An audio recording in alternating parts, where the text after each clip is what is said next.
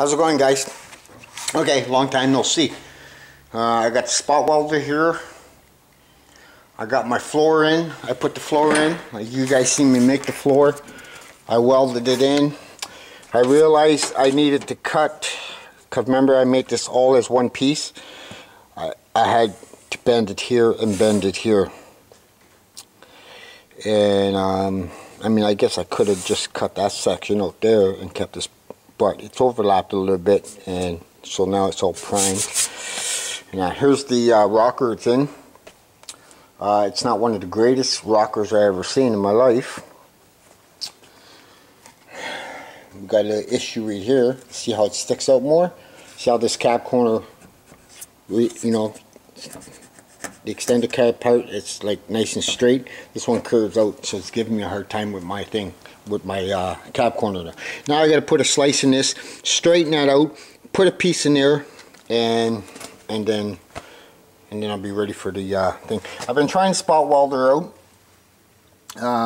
That's a good, you know, good melt there. These ones not so great. I've been looking at, you know, the ones that they have. Here's one right here. It's got a nice crazy ass dimple and that. But I think what I'm going to do is I'm going to go from underneath and catch it on this here, and we'll see if it comes all the way, if I can see a, you know, the circle from the heat coming on the other side. I can see it on the bottom.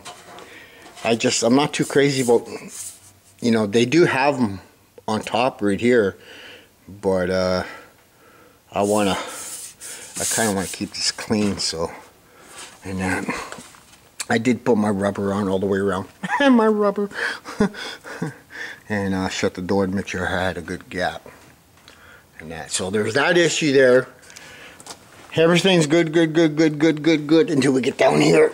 Now, if I would have followed this stamping and sat it on here, this here would be pushing this door way the hell out. It'd be like, I wouldn't be able to shut the door, it'd be overlapping. So I had to carve it up, fold it back a bit more, which is even at the back. It's just a bad stamping right there, man. And I've never seen that before. But of course, you know what I mean. Across Canada, years ago, I think Canadians had the best stamping aftermarket parts around. It's called CrossCanadaAutoparts.com. But now we're getting, you know, from, this thing is called CK.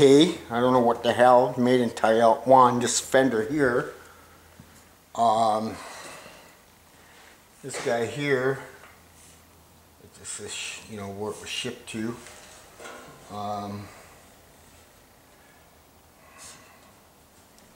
Just made in Taiwan. Doesn't even have a maker's stamp on that. It must have been in a box or something. I'm not sure.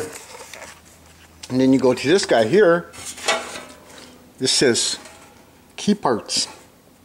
I've seen that brand before. And I've seen that brand before. I just don't know. It's just made in Taiwan. I mean, you know what I mean? Child labor, I guess, is so damn cheap up there. You know what I mean? And the price they charge for this stuff is unbelievable.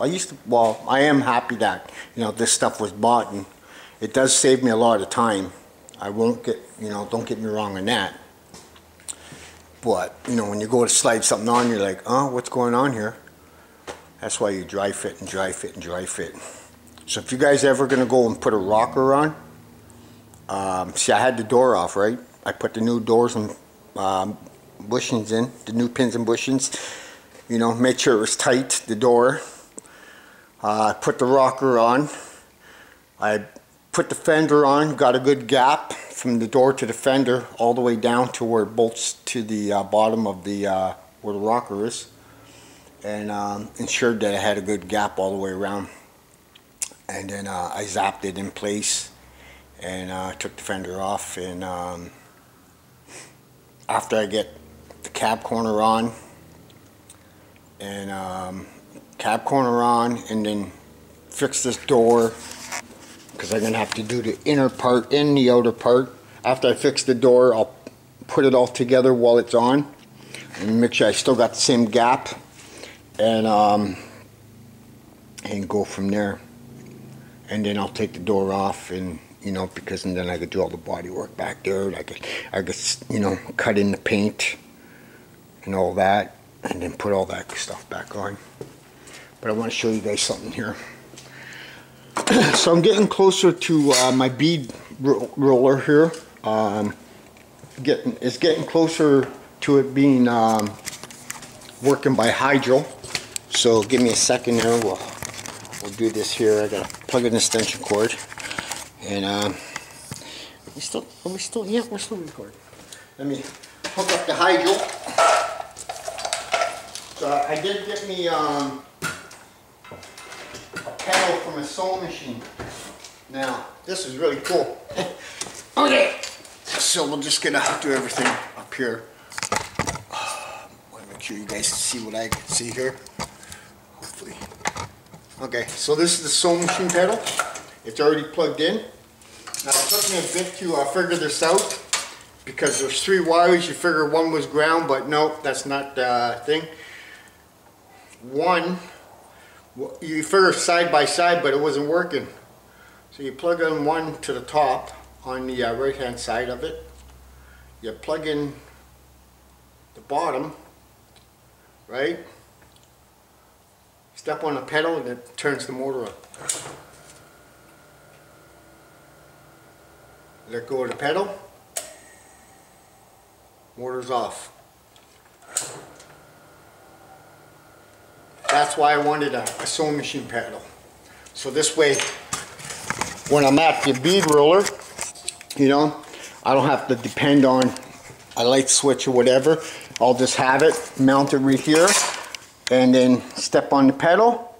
I'll still have to come up with a control thing. I thought I'd be able to control the speed by the pedal, but it's just good for off and on, that's it. So I'll have to get, you know, for one of the fans there, the dimmer, to control the speed, and I just won't have reverse, but that's alright.